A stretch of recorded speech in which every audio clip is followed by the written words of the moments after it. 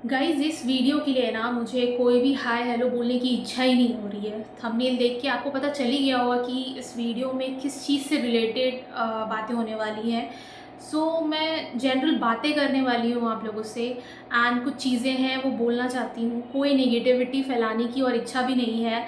इन सब चीज़ों के बारे में इतनी ज़्यादा बातें हो रखी हैं कि इनसे जितना दूर रहा जाए उतना अच्छा है और जितना भी प्रिकॉशनरी मेजर लिया जाए वही बेटर है। आपने रिसेंटली देखा भी होगा मैं अपने चैनल पे राधा कृष्ण से रिलेटेड भी बहुत सारी चीज़ें आजकल पोस्ट कर रही हूँ। पॉजिटिविटी के लिए ये बहुत ज़रूरी है एंड आई थिंक मुझे इन्हीं सब चीज़ों से पॉजिटिविटी मिल रही है, इसीलिए मैं डाल रही हूँ। तो मैं दो चीज़ों के बारे में बातें करना चाहती हूँ।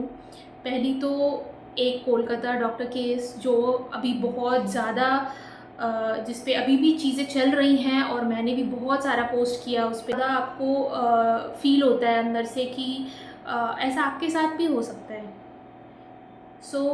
बहुत ज़्यादा रिलेटेड है, मैं रिलेट कर पा रही थी। एक तो कोलकाता से अलग टाइप का कनेक्शन है एंड वर्कलोड वाला जो केस है डेथ वाला, उससे भी कहीं न कहीं रिलेट कर पा रही हूँ। इसीलिए लिंक्डइन पे तो वो पोस्ट मेरा वायरल भी हुआ, काफ़ी सारे कमेंट्स आए, काफ़ी सारे लोगों ने फॉर हेल्प मुझे मैसेज भी किया एंड मैं उनसे बातें भी कर रही हूँ, हेल्प भी ले रही हूँ। थैंक यू अगर आप ये वीडियो देख रहे हैं तो। उससे पहले बात करते हैं कोलकाता डॉक्टर केस के बारे में। सभी ने सारी स्टोरी देखी है, सब कुछ पता है और मैं तो आपको बोलूँगी कि अगर आपको इंटरनल स्टोरी जाननी है उसकी एकदम क्लियरली, तो शम्स ताहिर खान की वीडियो ज़रूर देखें। वो क्राइम स्टोरी सुनाते हैं एंड क्राइम रिपोर्टर भी हैं और काफ़ी डिटेलिंग में बताते हैं बहुत अंदर की बात। तो मैंने तो सारी इन्फॉर्मेशन वहीं से ली एंड एक चीज़ जो बहुत अजीब मुझे पता चली उसके बारे में कि सिर्फ वो इंसान कल्प्रिट नहीं है उस केस में जिसने क्राइम किया है, बट उसके साथ वो सारे लोग भी हैं जो लोगों ने उसके पुराने क्राइम को इग्नोर किया और उस पर कोई एक्शन नहीं लिया। अगर आपको पूरी स्टोरी पता है तो आपको पता होगा वो उसका एक सीरीज़ ऑफ क्राइम था उस इंसान का और उससे पहले कितने सारे केसेस हुए, कितनी सारी एफआईआर्स हुई, बट कोई एक्शन नहीं हुआ सरप्राइजिंगली। सो मेरे साथ भी कुछ केस हुआ था, कुछ फ्रॉड वाला केस था, कोलकाता का ही था। मैंने पुलिस को भी इन्फॉर्म किया था इस चीज़ के रिलेटेड, बट ये खुद का भी एक्सपीरियंस है कि वो लोग एक्शन नहीं लेते जल्दी से। ये मेरा तो खैर बहुत छोटा सा केस था और उस स्टोरी में जो मैंने सुना वो तो काफ़ी बड़े बड़े केस थे, but sad, it's very sad that कि हम सिर्फ उसी को क्रिमिनल बोलते हैं जिसने क्राइम किया है, बट सब लोगों के कारण वो सब कुछ हुआ।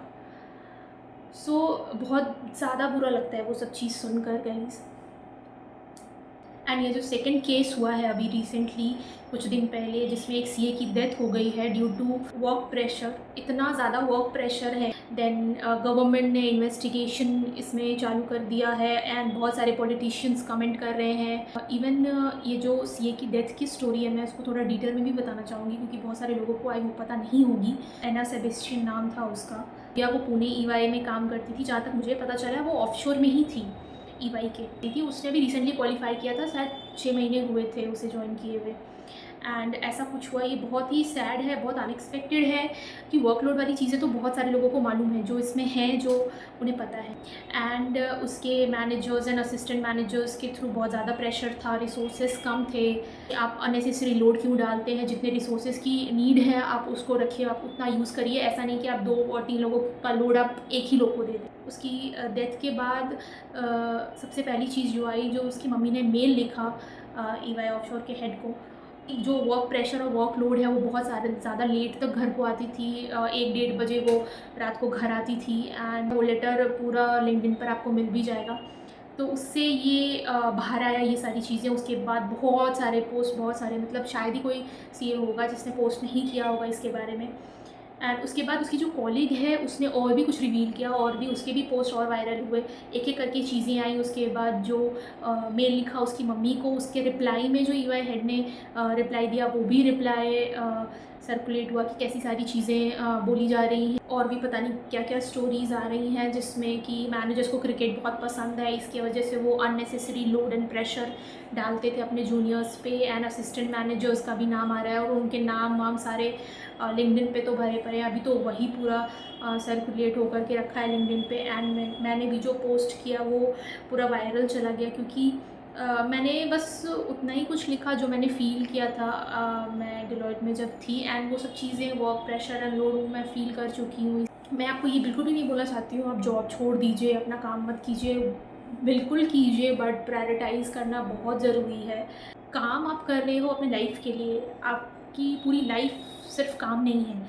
सो प्लीज़ प्रायोरिटाइज़ करिए अपने हेल्थ को भी, आपके लाइफ को ही डेंजर हो जाए ऐसा कोई काम नहीं करना है बिल्कुल भी। ऐसा नहीं है कि लाइफ से बड़ी कोई चीज़ है दुनिया में, कुछ भी नहीं है। जान है तो जहान है, दैट्स इट। बस ये एक लाइन याद रखिए। एंड एक आप जब एक बॉर्डर लाइन खींच देते हैं किसी चीज़ में, तभी आप कुछ डिसाइड कर पाते हैं, कुछ सोच पाते हैं। ये पता नहीं क्या वर्क कल्चर बन गया है, लेट लेट तक काम करना तो बहुत हार्ड वर्किंग है, एंड ये सारी चीज़ें बकवास है, बिल्कुल भी बकवास है। ज़्यादा लंबा नहीं करूँगी इस वीडियो को। आई थिंक यही सब चीज़ें हैं जो मैं आपको बोलना चाहती थी। बहुत ज़्यादा नेगेटिविटी फैली हुई है, बट आई होप आप पॉजिटिव रहिए एंड हैप्पी रहिए, सैटिस्फाइड रहिए, और बस keep smiling. See you in the next video.